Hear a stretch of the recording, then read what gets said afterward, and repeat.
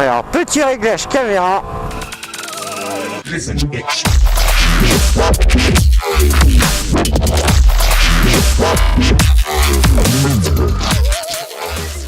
Yeah! Salut à tous, super content de vous retrouver. Enfin, donc j'ai toujours pas changé mon micro, donc désolé du son pourri. Je vais essayer de pas rouler trop vite pour pas vous prendre la tête. Mais pas faire de vidéo pour moi commençait à devenir vraiment longuet. Donc petite vidéo du jour, toujours. Eh bien écoutez, je suis super content de refaire ce petit truc, ce petit moment de partage que j'ai avec vous, que j'avais instauré assez fréquemment, mais bon là avec pas mal de soucis, comme vous le savez tous, j'ai eu des petits problèmes de santé qui sont finis, tout va pour le mieux. Donc voilà.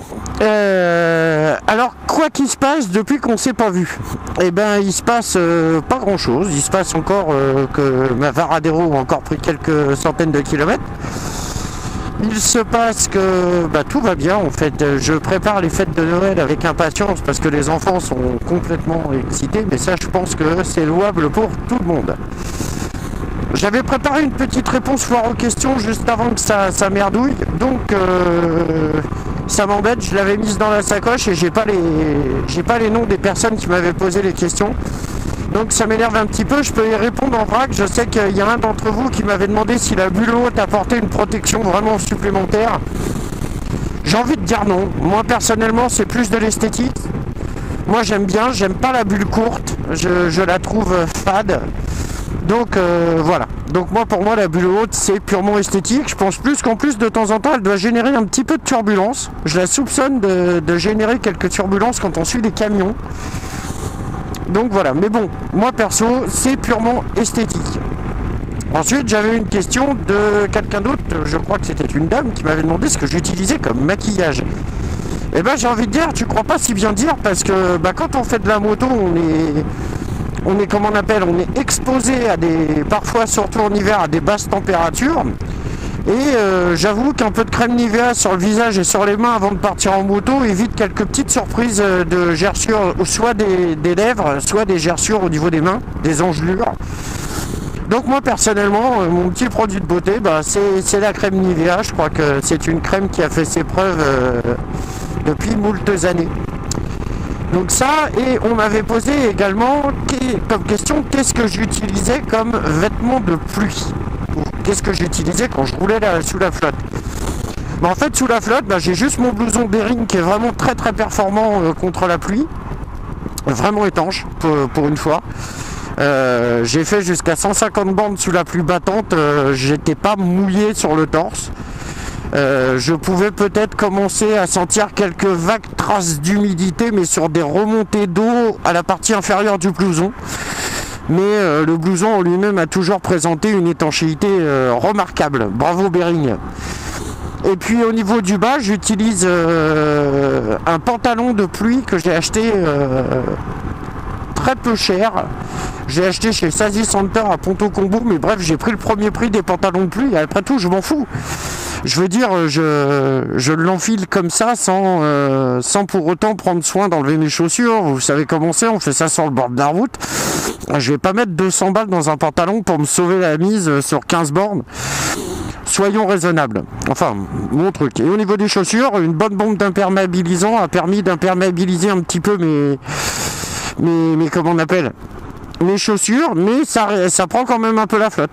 Mais bon, c'est pas dramatique.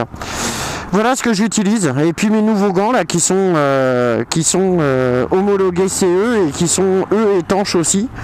Ils sont un peu plus chauds que ce que j'avais avant. Ils sont surtout un peu plus étanches, donc c'est plutôt pas mal. Enfin voilà. Alors justement, à propos des gants.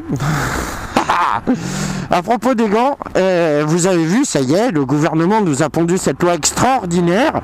Qu'est-ce que c'est moche, qui nous impose absolument de mettre des gants avec le petit logo CE. Donc moi je l'ai parce que fallait que je change de gants. Les anciens ne l'avaient pas. Mais comme c'était des anciens gants mi-saison, passés à l'hiver, vous pouvez voir qu'aujourd'hui il fait brouillard, il doit faire 1,5 degré, 2 degrés à tout péter. Donc voilà, donc j'ai pris des gants hiver histoire de me préparer plus sereinement à une conduite hivernale. Et donc ils sont homologués CE. Mais qu'est-ce que c'est que cette connerie de merde? Personnellement, en tant que motard averti depuis quelques années, il ne me viendrait pas à l'idée de rouler en moto sans gants. C'est simple, c'est clair, c'est net, c'est précis.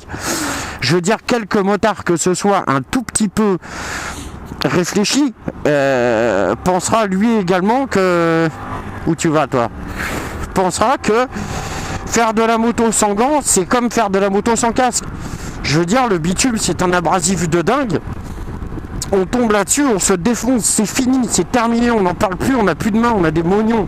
Moi, j'ai encore envie de caresser la tête de mes mômes et le dos de ma femme. Petite musique langoureuse. Non, voilà, les mains, c'est nos outils, on va pas s'amuser à les abîmer. Enfin, moi, c'est ma façon de voir le truc. Donc, voilà. Donc, ça, par contre, si tu veux te balader donc avec un casque homologué, des gants homologués, mais à poil avec une plume dans le cul, ça tu as le droit.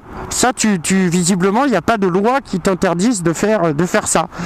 Donc ça peut être plutôt sympa. Imaginez le tableau. Je veux dire l'escorte de la voiture présidentielle aux prochaines élections, affublée d'un cortège de motards, nus avec une plume tricolore dans le boule, en train d'escorter la voiture, mais attention, hein, toujours dans le respect de la loi, c'est-à-dire avec des gants homologués, CE bien évidemment, il y a un casque homologué CE. Hein. Voilà, le reste on s'en fout, je veux dire, si tu trappes le cul sur 3 km, c'est pas grave, ça coûte beaucoup moins cher de refaire un cul que de refaire une main à la sécurité sociale. Donc voilà. Voilà mon petit coup de gueule qui m'énerve, quoi, parce que... Et puis là, maintenant, la circulation alternée, mais on pourra en parler des heures, mais qu'est-ce qu'ils nous font chier avec ça? Le pic de pollution, mais arrêtez déjà de faire circuler, arrêtez déjà de dégazer les avions au-dessus des zones habitables, arrêtez plein de choses. Enfin voilà, quoi, il y a plein de trucs qui pourraient limiter les pics de pollution. C'est pas... alors là, les gens ils disent, ah oui, mais regardez, les voitures, elles fument beaucoup quand même. Quand elles fument, hein, elles polluent. Non, elles fument pas, madame ou monsieur, c'est la condensation d'un moteur chaud avec un environnement atmosphérique froid. Ça fait de la fumée, règle élémentaire de physique. Donc voilà, c'est pas forcément que le véhicule est polluant. Enfin, voilà mes petits loups. En tous les cas, j'étais super content de refaire cette petite vidéo et d'être partager encore un petit moment avec vous parce que ça faisait longtemps. Je pense que certains ont dû croire ça y est, l'autre il a fait... c'est une star, il a quelques abonnés, il se barre et tout, il se permet. Non, pas du tout. Au contraire, vous êtes mes 100 petits abonnés chéris, ou 125 maintenant, je crois que ça a monté. Je vais vous choyer, je vais vous en faire des vidéos. Simplement, là, j'ai vraiment pas eu le temps, parce que comme je travaille dans l'événementiel, je peux vous garantir que faire mes heures de semaine, plus vous faire des vidéos, ce fut très compliqué. Enfin voilà, et bien écoutez, que la paix soit sur vous et avec vous. Je vous souhaite d'excellentes fêtes de fin d'année. Il y aura une petite vidéo de Noël. Et puis voilà, comme d'habitude, attention, celle-là c'est pas prudent, un cœur pour mes filles. Plein de bonnes choses pour vous. Prudence sur la route, les conditions hivernales sont délicates en ce moment pour rouler, donc prudence, surtout aux nouvelles personnes qui viennent à peine de s'équiper en deux roues. Tranquille, souple et détendu, et on arrive à faire des choses formidables et de belles balades avec ces beaux paysages d'hiver. Et bien écoutez, bye à tous, passez une très belle journée, une très bonne fin de week-end selon l'heure à laquelle cette vidéo sera diffusée et à laquelle vous la regarderez. Et je vous dis à très bientôt. Ciao ciao.